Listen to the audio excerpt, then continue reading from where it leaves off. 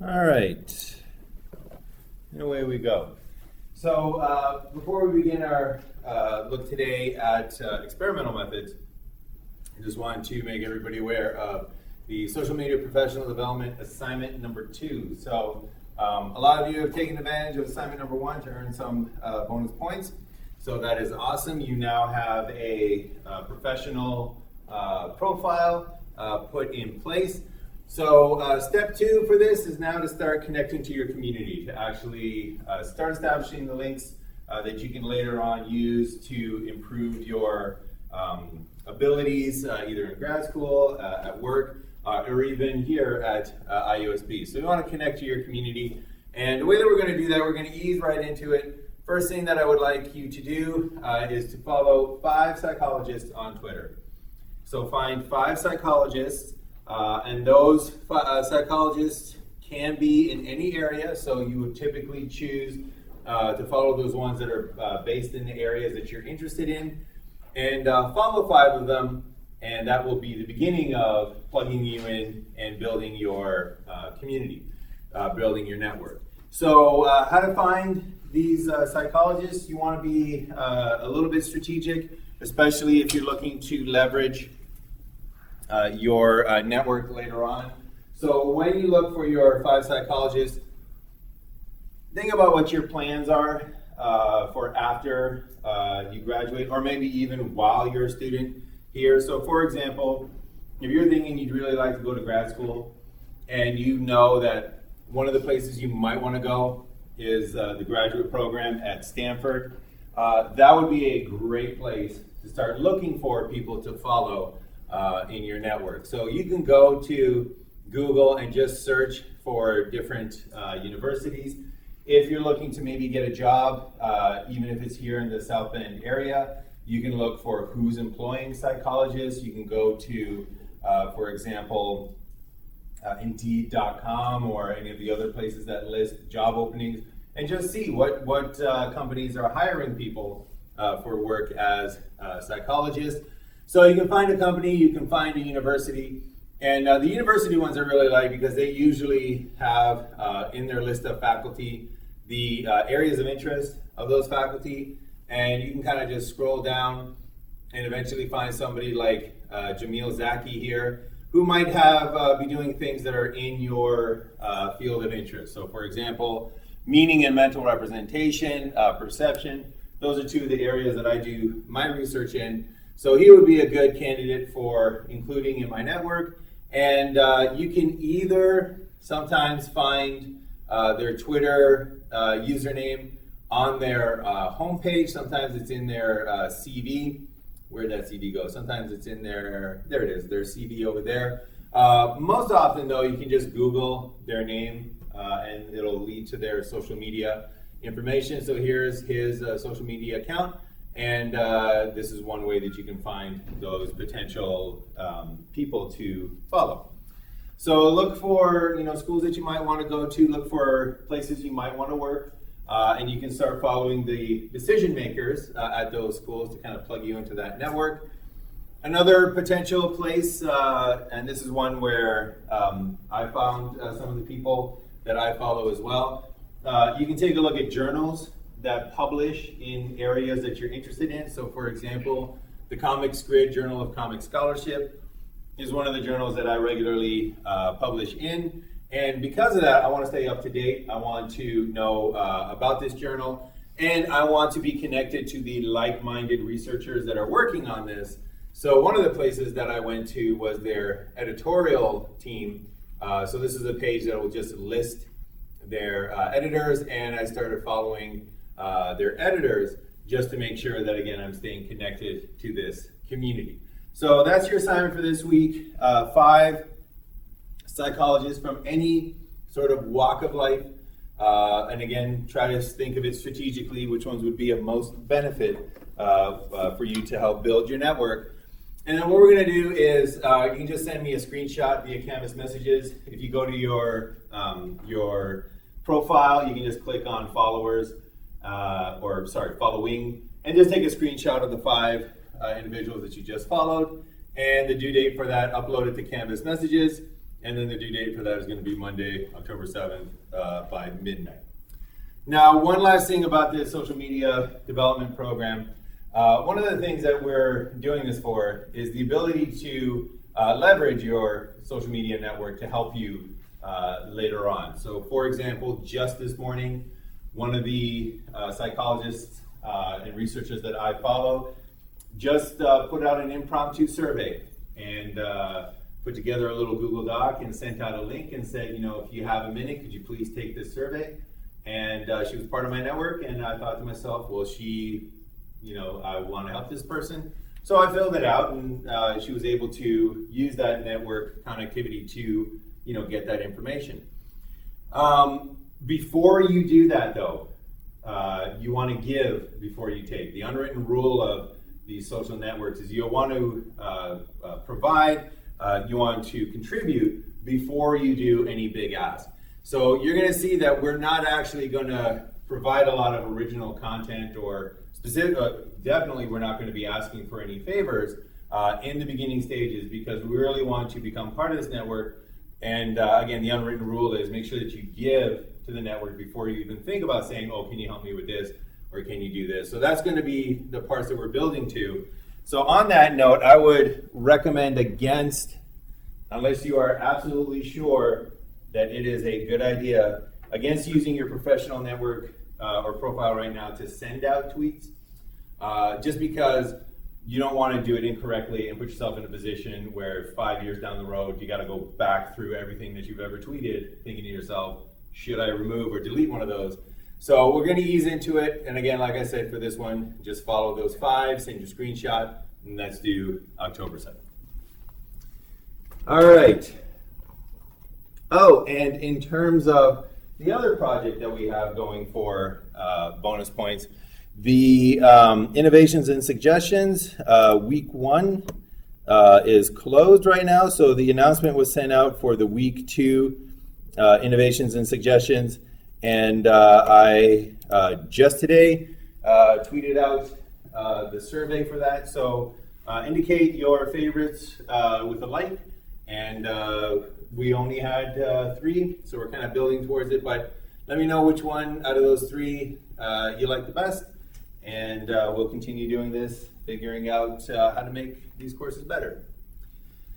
Okay, so for today's class, what we're going to do is, it's probably even better, we're going to wrap up our look at causation, so that'll give us enough time to do that. And then we're going to introduce the idea of experiments. We're going to start off with the very basic building blocks of experiments and 2 of the simplest experimental designs, just so that you can see the power of the experiment, and also so that we can see how it answers the issue of causation.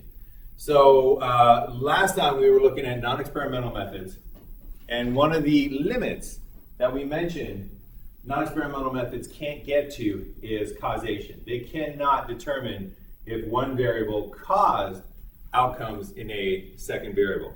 And the reason for that is because when you're doing non-experimental methods, you're not manipulating the conditions. You're not manipulating the antecedent conditions, the conditions that came before.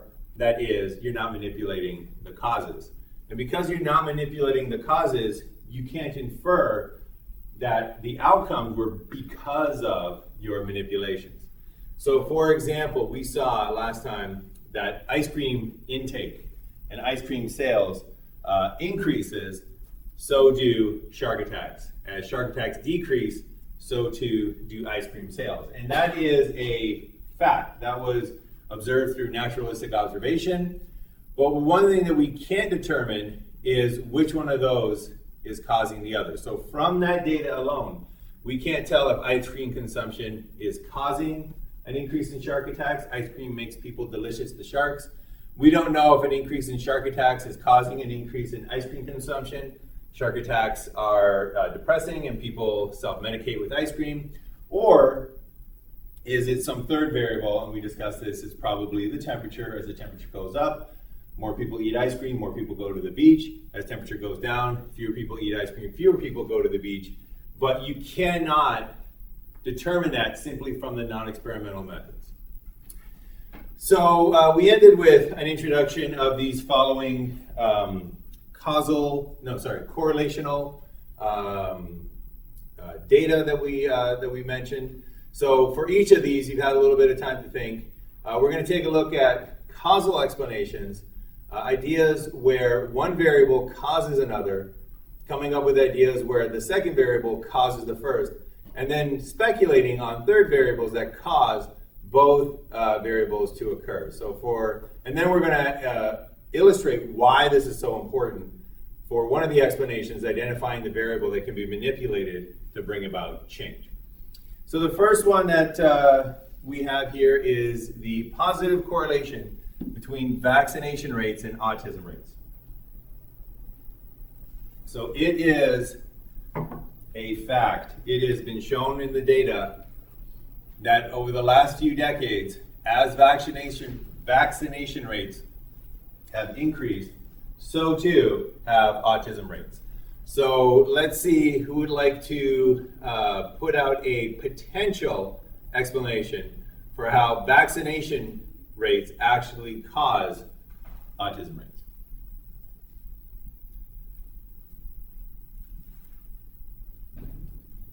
Doesn't have to be correct. It's just a potential. Yep. I suppose the potential one would be that there's something in the vaccines causing autism. Yeah. So it's one possible reason why this correlation exists.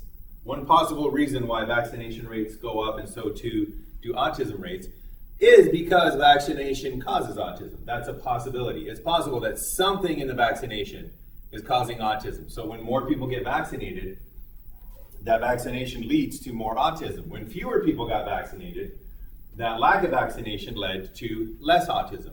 That's a possibility, and that's the one that people in the anti-vaccination movements jump on. That's the one that their minds immediately go to, because our minds are pre-programmed to go to one explanation. The best way to fight against that is to come up with the alternative, to force yourself into thinking, yes, it might be this, but it might also be the reverse. So what's a potential way that autism rates could increase vaccination rates? That an increase in the level, the rate of autism actually caused an increase in vaccination rates. Mm-hmm.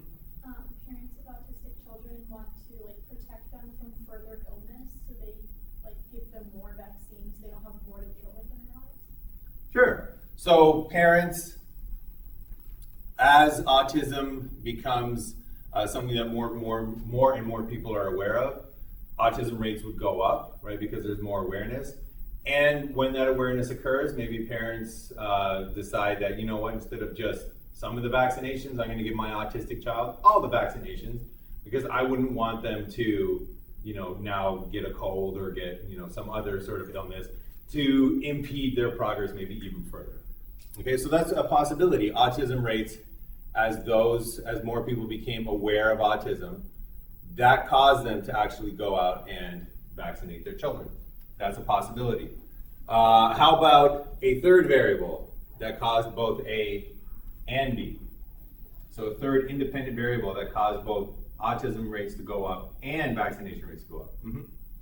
Maybe as more and better research comes out, there's better and quicker diagnosis of autism, but also more and better vaccines due to better research. Yes.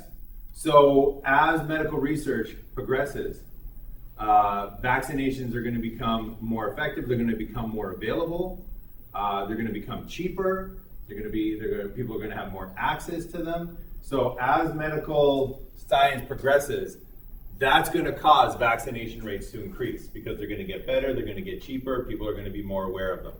As medical science progresses, that's going to increase autism rates, because autism used to not be called autism. Autism was just that funny child who doesn't speak very much, and is probably a word that the APA doesn't use anymore to talk about those individuals. So autism rates go up because people become more aware of it, because medical science is progressing. So the progression of medical science causes both an increase in vaccination rates and an increase in autism rates. So if that's the case, then if you want to decrease autism rates, well, yeah, let's flex our mental muscles here. If that's the case and you want to decrease autism rates, what do? You ignore the research? Or like You go back on medical progress. So you undo all the medical progress. You go back to the days when people didn't recognize autism as a syndrome. I guarantee you that if we took autism out of the APA Diagnostic and Statistical Manual for diagnostic guides, I'm fumbling for the words here. If we took it out, autism rates would plummet because nobody would be diagnosed with autism because it wouldn't be recognized. Does anybody know what one of the mental disorders that was removed from the APA recently from the DSM? That was actually back in like the 80s. They did that, kind of late to the party a little bit, but homosexuality was a mental illness as classified by the DSM. But recently they took out Asperger's syndrome. It's no longer called Asperger's. They subsumed it under a different diagnosis. And immediately, overnight, rates of Asperger's, gone. We didn't cure Asperger's. The rates went down, but we didn't cure it. So again, it's important to know which of these is the case, because if you want to change some of these, you need to know which of these is the actual culprit. That's going to be a little bit more clear with this example here. So there's a positive correlation, this is true, positive correlation between a student's academic grades and a student's health. So what is one way, let's start off with B here, that's the more intuitive one. What is a way that good health causes good grades and or bad health causes poor grades? Mm-hmm. So, well, you're feeling better, so you're able to study more and do the work. Mm-hmm. So when you're feeling good, you have more energy, you can study longer, you can work longer. When you're feeling good, your mind is more clear, you're more focused. When you're feeling good, you can actually show up to class. All of those things cause better grades. When you're feeling sick, you can't study, you're tired, all you want to do is go to sleep. You don't want to come to class, maybe you can't come to class, all of that causes poor grades. So it's quite possible that health is actually causing the academic grades. All right, what about the reverse? What's a possible way that academic grades are actually causing health? So higher grades cause higher health, lower grades cause lower health. Mm-hmm. So if you have better grades, you're less stressed, it impacts your health better or less. Exactly. Was that, do you have a... Oh, I was going to say, like, with the organization of, like, getting good grades, it helps you organize other parts of your life as well. And so, like, if you're on with good grades, you're also less on it with, like, your diet and exercise and sleep schedule. Okay, hold on to that one, that idea. So let's go with your idea first. So good grades. Students are under tremendous stress these days to get good grades, get into a good grad school, get yourself a good job. Maybe your scholarships are dependent upon a certain level of performance. So when you have A's, your stress level will be lower because you've achieved the goals that you need to. So you will have lower stress. Stress is one of the biggest things that causes illness, right? There's a reason why at the beginning of the school year, many students get sick, because that's one of the most stressful times of the year. So high grades could lead to stress. Good grades leads to lower stress. That causes better health. Poor grades leads to high stress. All of a sudden, it's a very stressful situation. You don't know if you're going to pass. You don't know if you're going to have to get financial aid next year. You don't know if it basically throws into your schedules into chaos.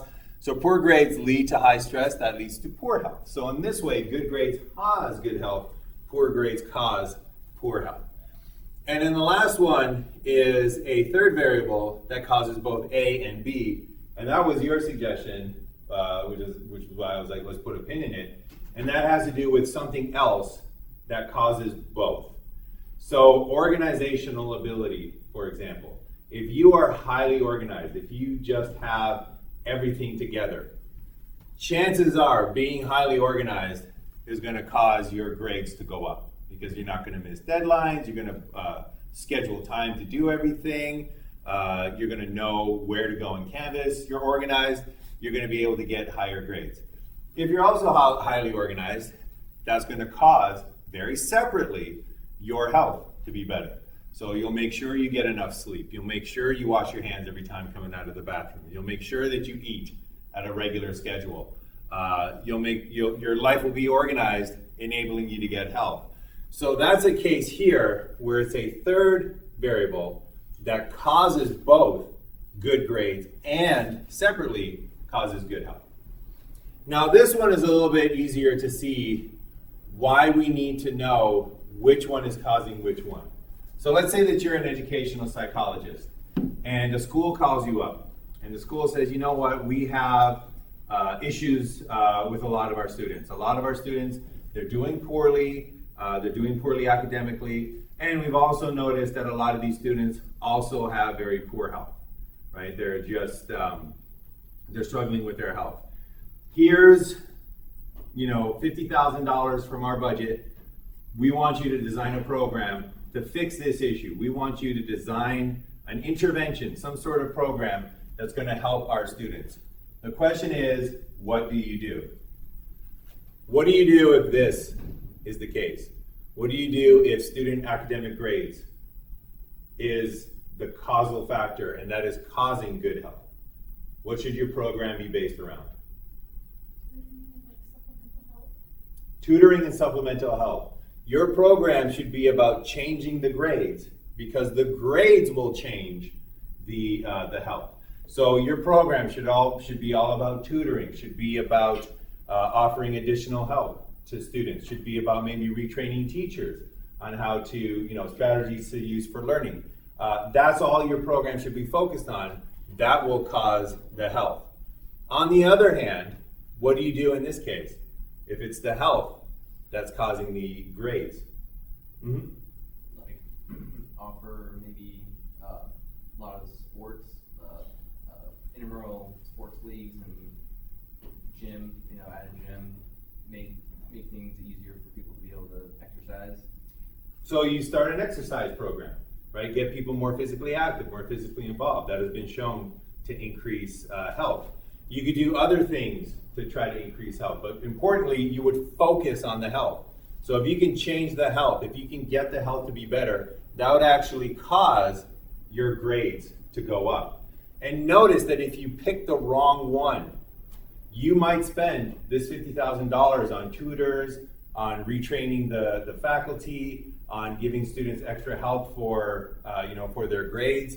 You're trying to change the effect, and it's going to be a waste of time, and it's going to be a waste of money and resources, and you're going to miss the mark because you're missing the actual cause.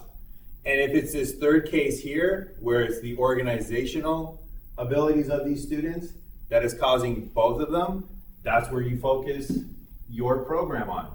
You don't do tutoring, you don't do intramural sports, you don't tackle the grades, you don't tackle the health, you tackle the organizational skills. You teach them how to organize in general, how to organize their life, how to put together a schedule, and that will cause the grades to go up, and that will cause the health to go up as well. So you can see in this example especially, very important to know what is the causal connection in order to make any change, any positive change in this, and that causal connection you cannot identify with non-experimental methods. You can identify it with experimental methods, which is what we're going to be tackling today. All right, last one. This one came out very recently. Very controversial. The data is not in question, so nobody is saying, well, this data is a lie. But what is the reason for this correlation? So there is a negative correlation between gender equality and women in science, technology, engineering and mathematics. What that means is that in countries that empower women, where women enjoy equality, those women are less likely to choose math and science professions.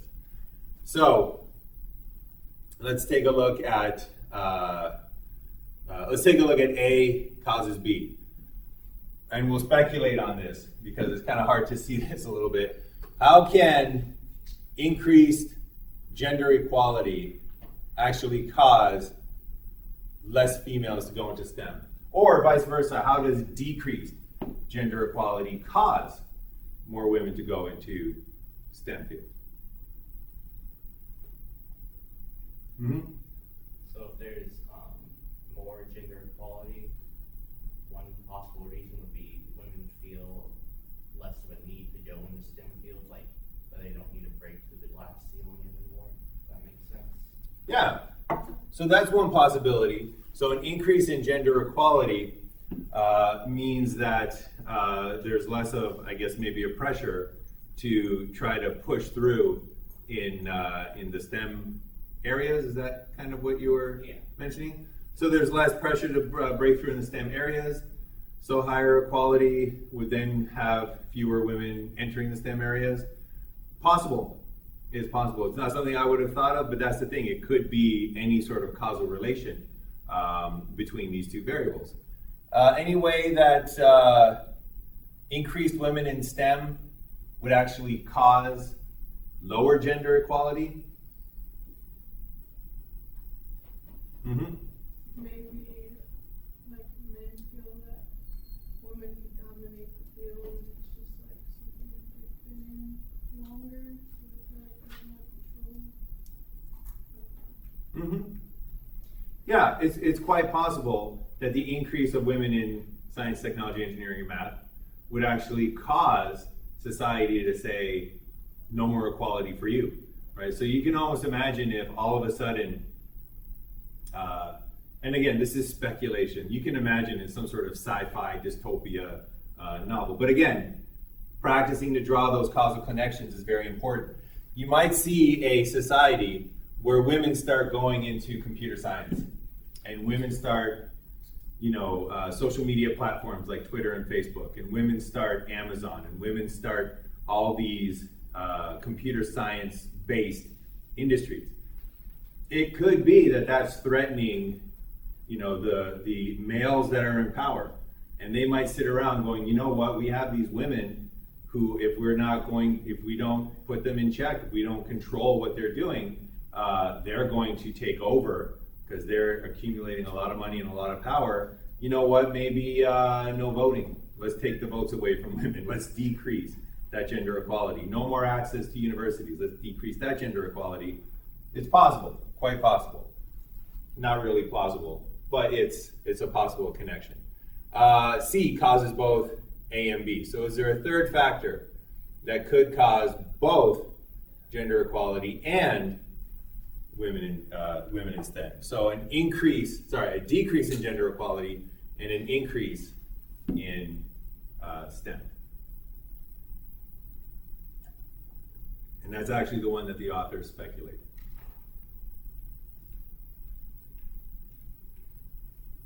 Mm-hmm. Is it like depression? How so? Like maybe women feel like, because this is still kind of new for people to get into these positions, these higher positions, so they don't really know how to feel about the power or being able to make these choices. Okay. So it's making them feel depressed. And then the people that are in these fields and stuff are doing those things, so maybe they are somewhat depressed or something along these lines. Okay. I think the details of that would need to be fleshed out a little bit more to see the connections. But you're on the right track. On the right track of saying, will this one affect equality and at the same time, affect the actual involvement in STEM? You have a suggestion? Yeah, if there's more women like going into fields of like gender studies, then it could lead to like if they get a degree in that rather than something in STEM, then that would be more equality because like that's what they would be doing, and then less of them would be going into the science fields because they're more focused on inequality. Okay, so that's a possibility as well. So that's a more clear, I think, example. The lines are drawn a little bit more clear on that one. So let's say that we have interest in gender studies, right? Interest in gender studies could cause gender equality, because as more people get educated about gender issues, equality tends to become a goal of everyone. So society starts becoming aware of these things and starts driving towards equality. So that's one way to do that. As more people become interested in gender issues, I guess logically, fewer people are going to be interested in STEM, right? There's only 100% of people. So if gender issues takes 10% of them, some of those are going to come from the STEM fields. So that's a possibility. That's a third variable that could cause both of those. And again, this is not in question, this negative correlation, but the why is in question, right? And this one gives a sort of really clear indication of what you should do if gender equality is the causal factor and women in STEM is the outcome. So one of the big pushes in the last decade has been to get more women into the STEM fields, right? So it's been a big push. The government's gotten behind it for a while, I guess, but universities have gotten behind it, high schools have gotten behind it. People are really trying to increase the number of women in these science, technology, mathematical areas.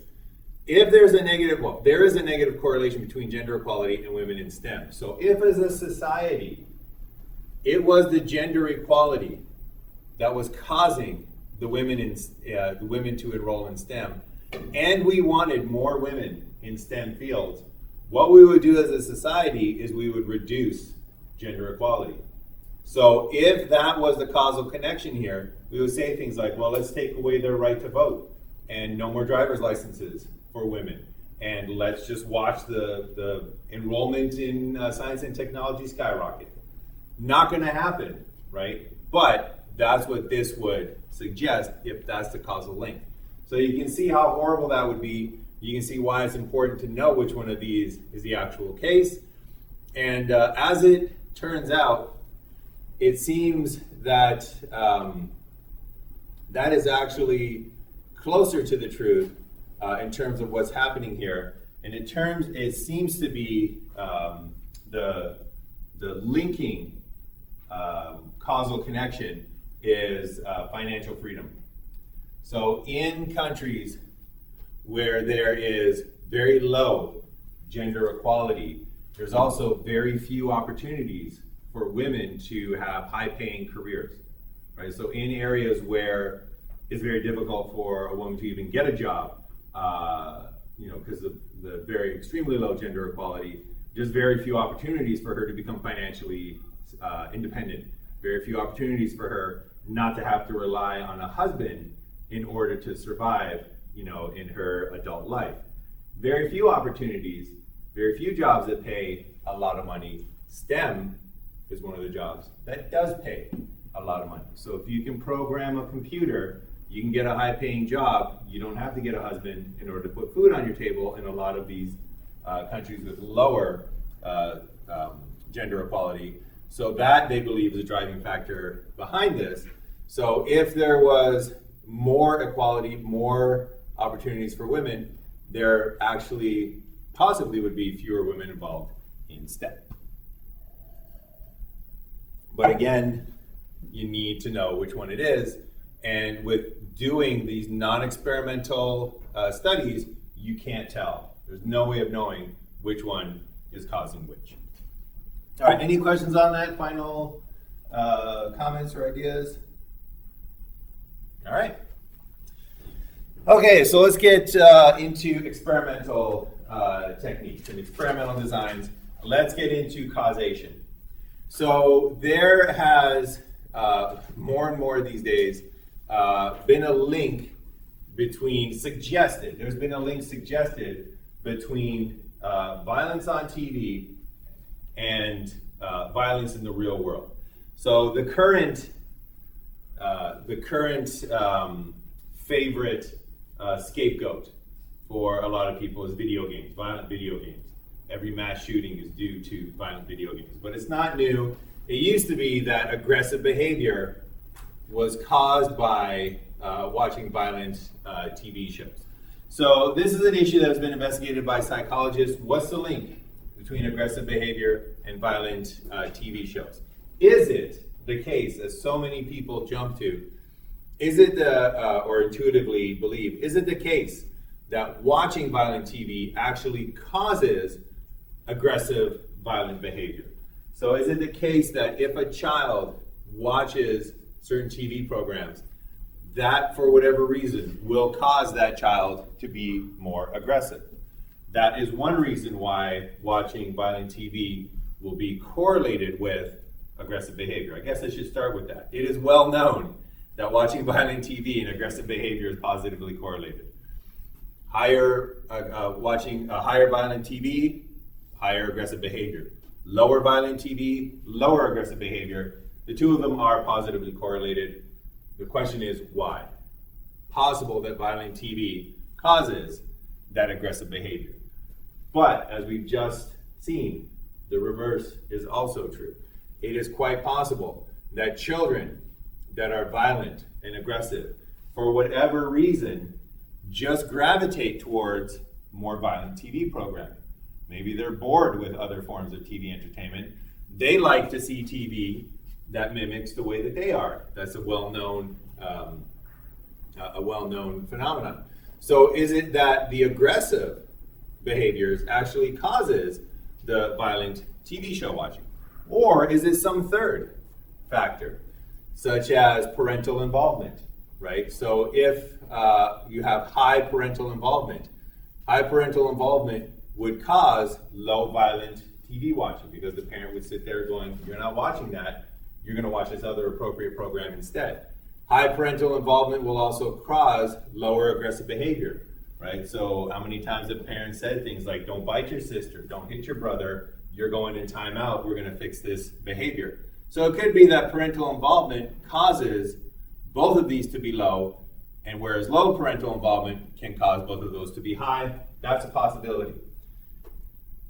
If, as a psychologist, you want to get rid of this, you want to deal with this, you want to reduce aggressive behavior, it's very important to know if violent TV shows are actually causing behavior. So when it's important to know causation, when we want to know, does this thing cause something else, that is when we go into experiments. So we're going to take a look at that today. We're going to first make sure that we know what to do for the method section. Then we'll take a look at basic experiments. Hopefully I have time for all of that. So for the method section that's coming up, I'll talk about the content requirement, experimental details, APA requirement, and the homework section for Turnitin. And for the experiments, we're going to start off with the basics. What is an experiment? And then take a look at the two simplest forms of experiments, post-test-only and Prettest-Posttest designs. And then if we got time, probably not, but if we do, we'll wrap it up with confounding variables. All right, writing. We got a method section draft that's coming up. It's going to be the first draft that's due. It's going to be the first piece of writing that you do for your big final research paper. So I mentioned we were going to write it piece by piece, and today we're going to go over what goes in the method section so we can take you from this, not quite to this, but definitely get you to this point over here. So again, if I told you right now, go write a method section, you have all the info you need. That would probably be you over the next week, but we're going to change you into this by taking a look at what a method section is all about. So the method section, if you're thinking about the method section as any other form of writing, any other book that is out there, the method section is best compared to a recipe from a cookbook. So you are literally writing a recipe for the experiment so that somebody else could read that recipe, and much like a cookbook, instead of baking a cake, they can bake a very nice experiment. So the method section, you need to put in enough detail so that other people can redo or replicate your study. So that is your guiding light when you're writing your method section. You want to put in enough steps, details, information, so that somebody reading your experiment can say, oh, that's very interesting, I want to redo it. I have all the steps and all the ingredients that I need to. So what are the sections that you need for your method section? Well, the first one is your subjects. So here we have a published method section. This is from one of my publications. And you'll notice that it has the methods. First thing it's got is the subjects up there. That's your first ingredient, right? So much like you have an ingredients list in a recipe, you got an ingredients list for your method section. The first one is subjects.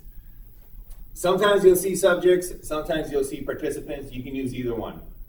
There's trends towards people using one or the other. It doesn't really matter. Anybody familiar with APA will understand it. That's your first section. Next section, also a list of your ingredients. Stimuli, apparatus, materials, or measures. Once again, you can pick two of those. So stimulus and apparatus is a very popular one. Materials and apparatus, stimuli and measures. You can even get by with just one, such as materials. But definitely this is outside of the people you're using. What else are you using for your experiment? And then the last one is procedure, and these are your ingredients. This is your step-by-step instructions on how to put the experiment together. So we got what you need in order to do it, your ingredients, and then we got how do you put it all together so you can stick it in the oven and come out with a great experiment. All right, so that's your basic breakdown. Let's take a look at it in a little bit more detail.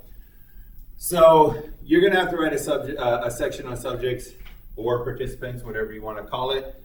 For anything that you're writing that you don't have the details for, the details can be found there in a PDF that has your method section information. So for example, this is first going to come into play for the subjects, for the subject section. You need to indicate how many subjects, right? You need to let them know. Was it 10? Was it 20? Was it 30? Was it 100? Was it 142? So there's no way that you can know this number because I've included all the data from this section of the course and from previous sections of the course. So that is available in the method section information. I believe it's 181, including everyone here. So that is included there. So make sure that as you're going through, you're referencing this for the information that you don't have, because you need to report the number of subjects that you used. You need to report their average age.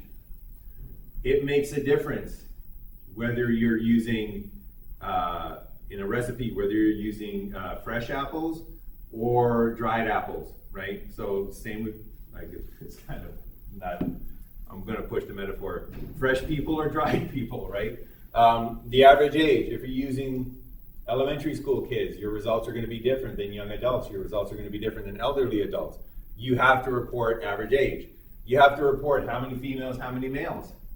That makes a difference, or could potentially make a difference as well. And then other information that you need is included in the method section information. So one of the guides that you can use for your for this method section for the first time is that if it appears in this method section information, it's got to appear somewhere in your draft.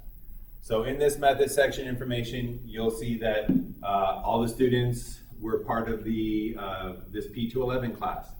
That has to go in there. The students were students here at IUSB.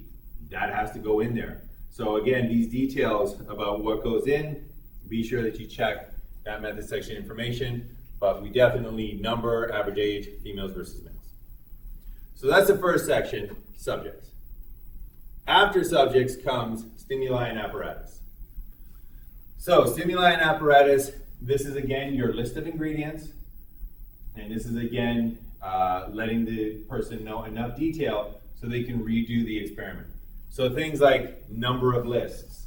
It makes a difference if you only did one list versus 6 lists, like what we had, versus 26 lists, which is way, way too many lists. But anyways, we need to let them know we had 6 lists. Each list had 15 words, right? So the words per list, it makes a difference. So we only had 3 words per list. Just about everybody in here would have scored 100%. If we had 60 words per list, your recall ability would have been much, much lower. Your percentages would have been much lower. So we need to know how many words per list, what were the designs of the lists. So each list was associated with a word that was not presented in the list. That's an important component of the design.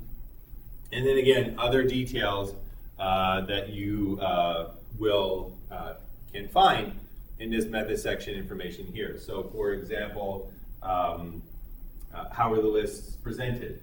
They're presented, using PowerPoint, using a screen, pencil and paper to write down the information. That's all stimulus and apparatus. All right, and then the procedure. So for the procedure, we need to know, how do we use all of this ingredients? How do we put all of this together? So we presented 15 words. There were 15 words per list. How long were the words presented for? Those details are available. They were presented for 2 seconds per word. That needs to be known. Because if you want to redo this experiment, do you put the words up for 2 seconds each, 5 seconds each, one at a time, all at the same time? How do you do the experiment? So word presentation duration, your recall duration is another part of the procedure. So it was 2 minutes for recall. During recall, you were allowed to write the words in any order that you wanted. You also had to rate your confidence level during recall. So for this one, anything that you could not or probably would not know is going to be in the method section information. So 2 seconds per word, 2 minutes for recall. Other things, though, you're going to draw on your own experience in the experiment.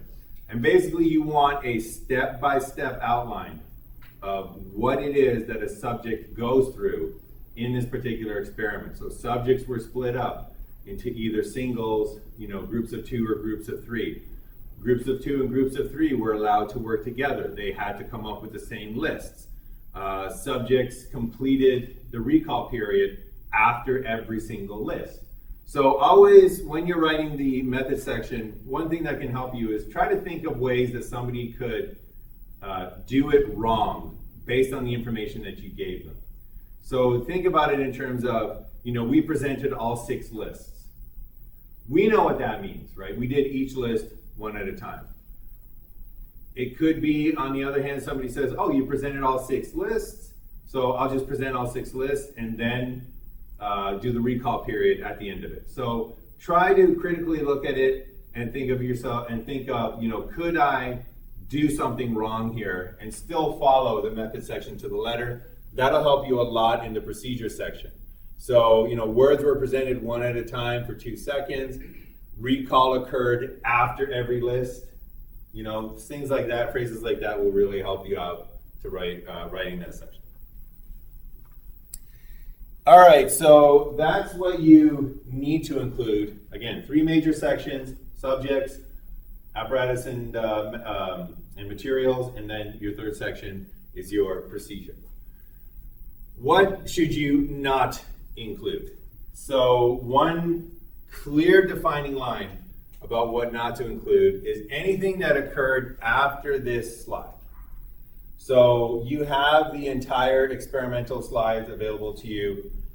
Once it occurred, once this end of the experiment occurred, that was when we did the scoring and analysis.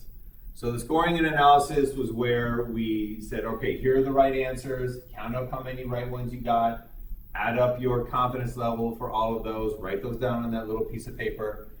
That all occurs after the experiment. That is not part of the procedure. So we don't include that. Basically, once that final recall period was done, once list 6 was presented and your 2 minutes expired for writing down your words and confidence levels, that's where your method section ends. So none of the scoring and analysis So make sure that at no point do you say, after this point, Dr. each of you put the correct answers on the board. We all counted up how many right and how many incorrect. That does not belong in the method section. That happens after the experiment. The method section is, what is the experiment? All right, any questions so far on content? Yep. Would the scoring analysis, would that count as like a post-test for the method section?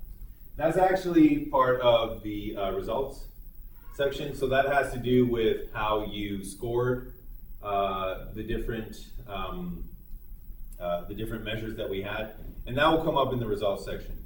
In the results section, right at the beginning, we'll say something like, we scored memory recall as the total number of words that were recalled divided by, the number of words that were recalled divided by the total number of words.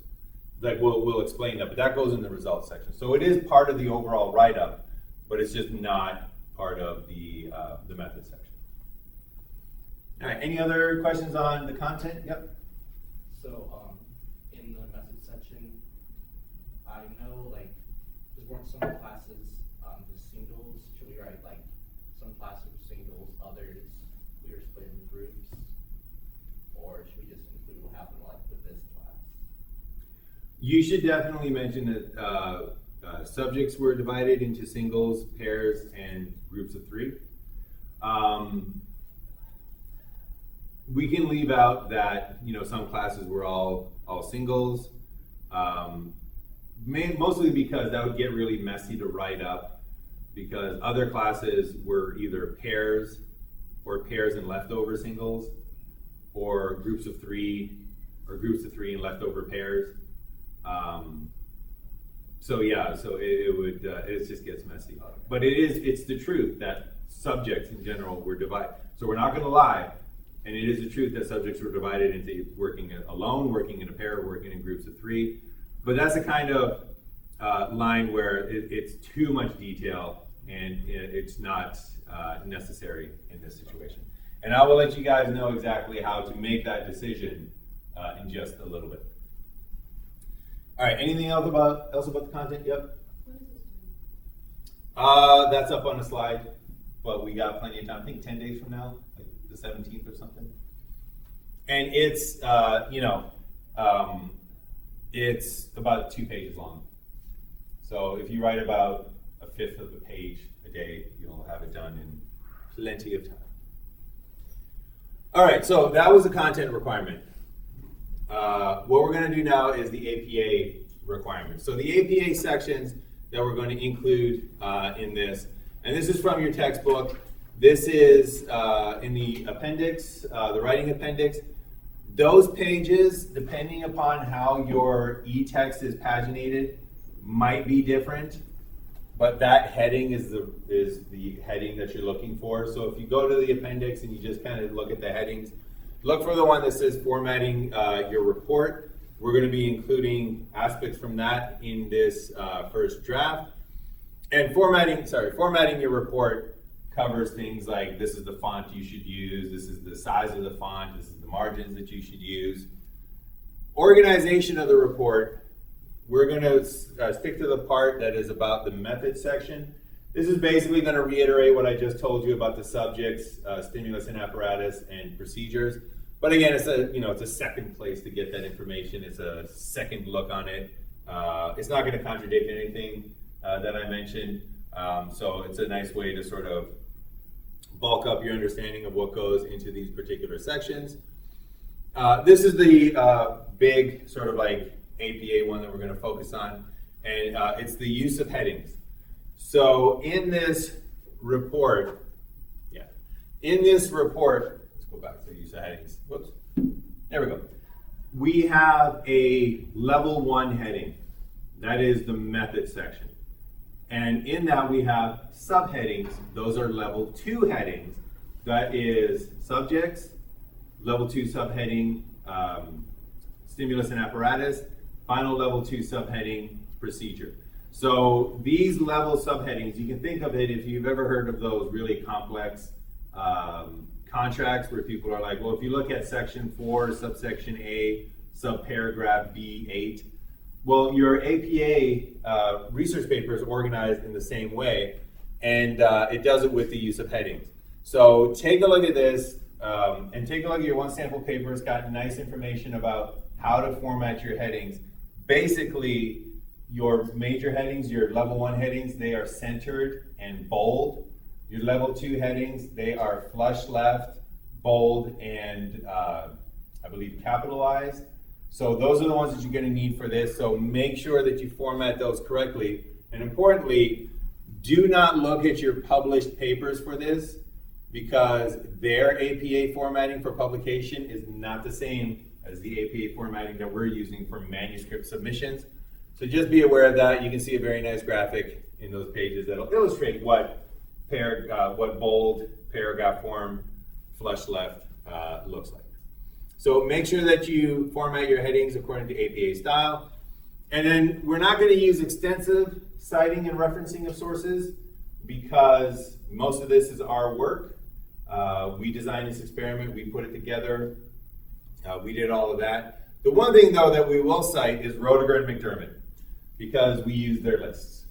So when you mention the lists, when you say we used 6 lists, be sure that you mention, oh, and these came from Roediger and McDermott, 1995. Because if we cite Roediger and McDermott, then we're being good scientists. It's actually a lot better if there's an established stimulus or an established procedure that you use that procedure in your experiments. So the fact that we used these very famous lists in our experiments means that we can very easily compare our results to anybody else that uses these lists. So it's actually oftentimes a very good idea to use the same stimuli that other people use in order to make your experiments directly comparable. However, if we don't cite them, then we're thieves, and we want to be scientists, not thieves. So we give them the credit. They came up with the list, so we cite those. So make sure that you cite that correctly. So check for citing and referencing sources. Basically, just the last names, no titles. If it's in text, use an and. If you have the whole thing in parentheses, use an ampersand. But definitely just check for citing 2 author papers. Well, there you go, 2 authors, and that's on page 333. Again, your pages might be different. Check out the citing and referencing sources. All right, in terms of formatting your report, this is the big stuff you need to know. It's going to be double-spaced.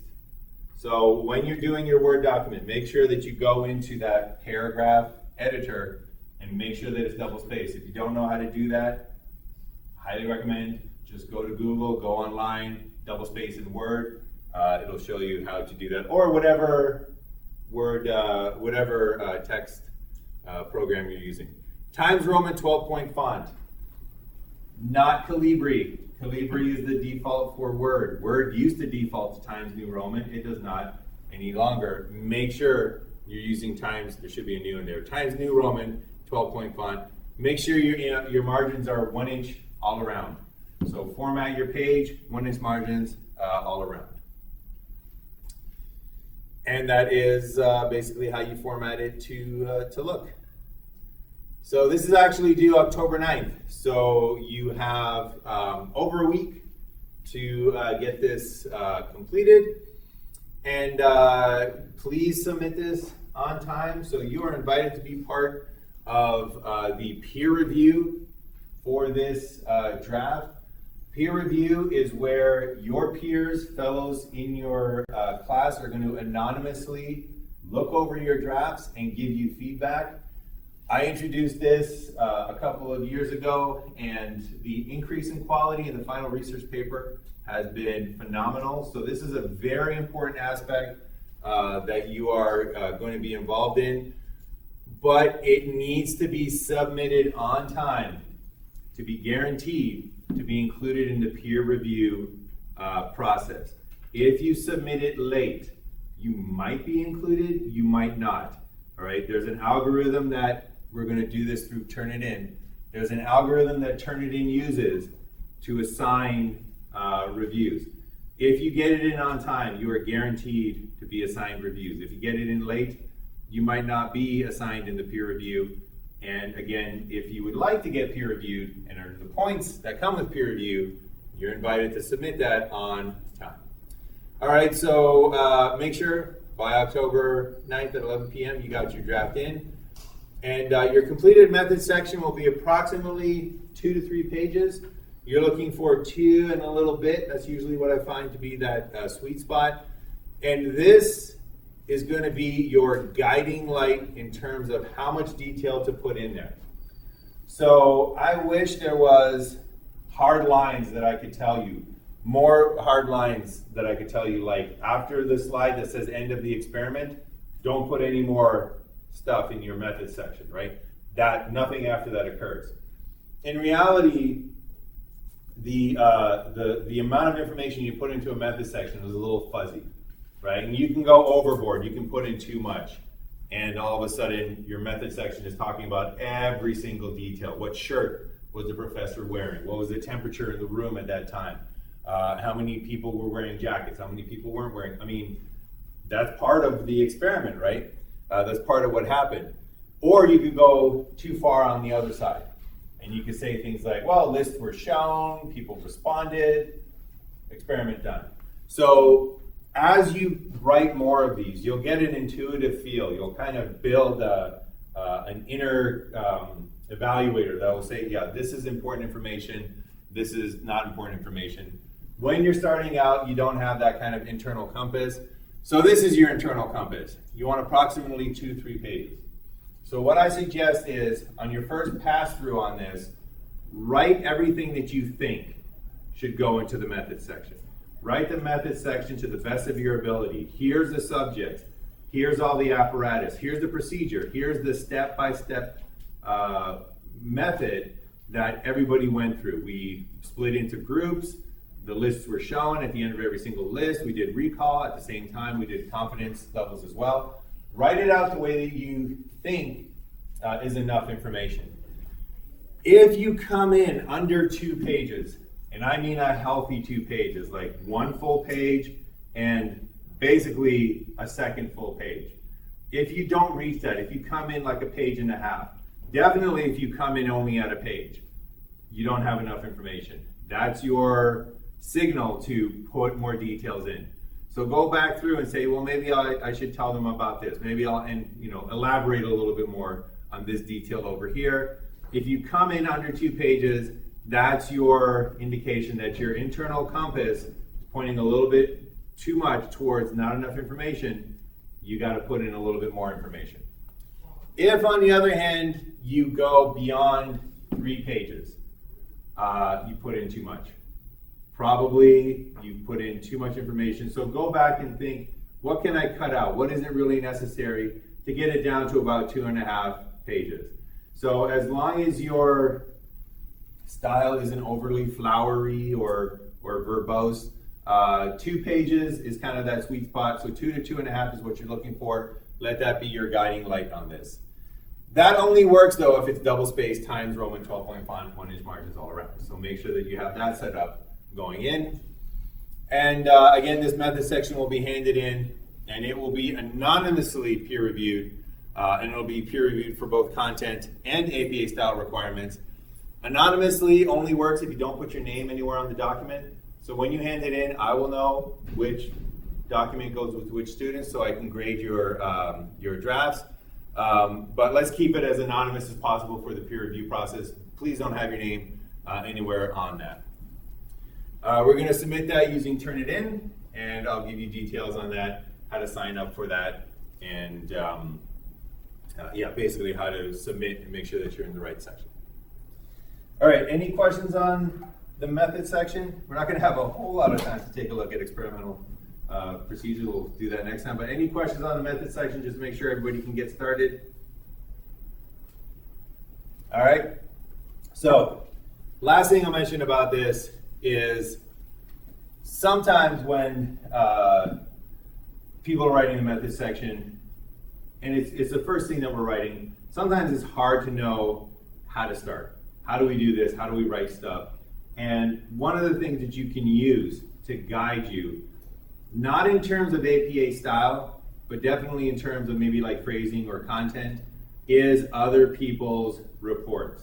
So feel free, for example, for your subject section, feel free to go to Roediger and McDermott and look at experiment number 1 and look at how they phrased their subjects. And they probably said something like, you know, we ran 248 subjects, 47 females, 201 males who participated as part in, you know, to earn course credit at the University of Michigan.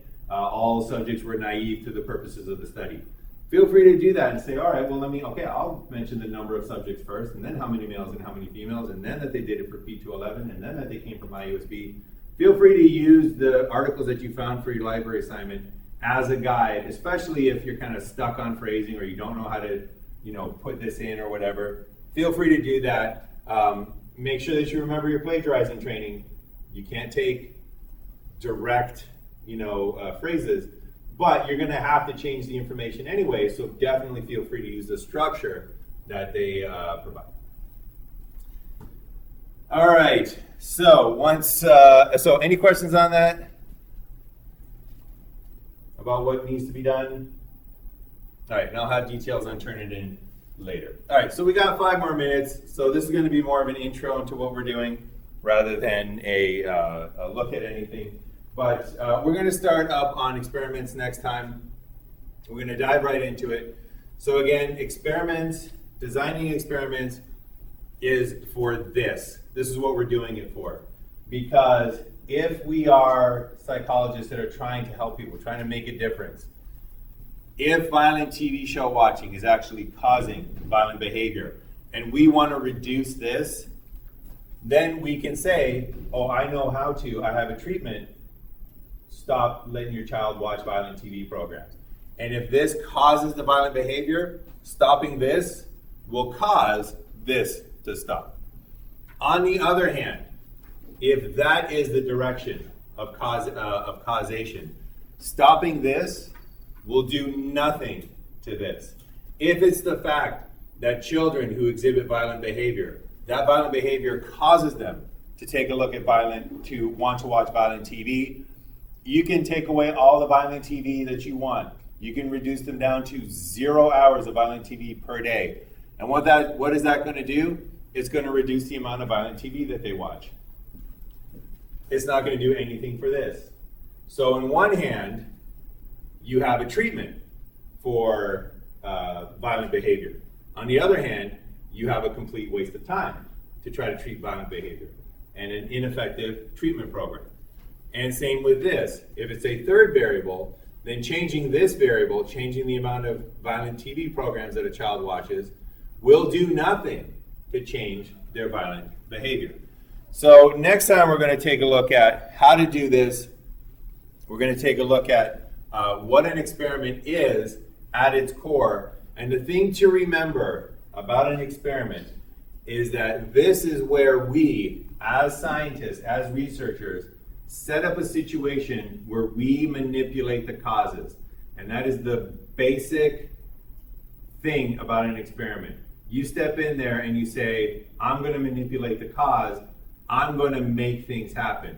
So if we wanted to know if violent TV causes aggressive behavior, we would manipulate the cause. We would bring subjects in and we would say, I, as the experimenter, am going to make this group watch a whole bunch of violent TV, and I, as an experimenter, are going to make this group not watch a whole bunch of TV, and that's going to be you manipulating the causes, and that's the big difference between non-experimental and experimental techniques. All right, so that's about it. That's where we'll leave. We'll pick this up on Thursday right from here. Any final questions before we wrap it up? All right, so next time as well, I promise we will hand back the exams, and I'll start grading your library assignments as well. I'll give you that feedback so you know if you have the correct articles. But other than that, we are done for